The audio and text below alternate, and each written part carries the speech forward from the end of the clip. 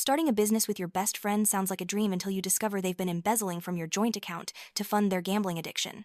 That was my reality 6 months ago, when I found out that my business partner and closest friend, Rachel, had stolen nearly $40,000 from our fledgling marketing agency. Rachel and I had built our company, Creative Solutions, from nothing.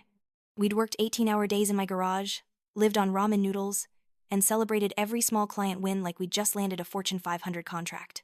We split everything 50-50, responsibilities, profits, and losses. I trusted her with my business bank passwords, my client relationships, and my future. The first red flag should have been her new designer handbags when we could barely afford office supplies. She claimed they were gifts from her mom, who'd apparently come into some money.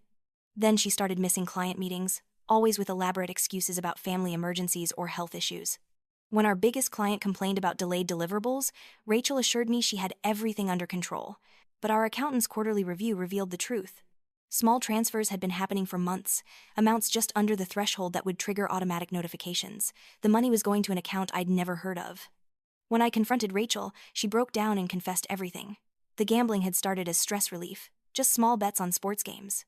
But it escalated quickly, and when she started losing, she convinced herself she could win it back before I noticed. The worst part wasn't just the money, it was realizing that every conversation we'd had for months had been built on lies. Every time I'd praised her dedication or worried about her health, she'd been calculating how much more she could steal without getting caught.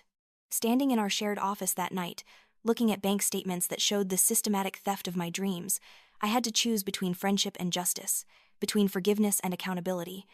The choice I made led to a legal battle that changed both our lives forever, but also taught me the most valuable lesson about trust, betrayal, and the strength you never know you have until you need it. Discover how I rebuilt my business empire from the ashes of betrayal and why sometimes the greatest revenge is your own success story. The full journey is just a click away below.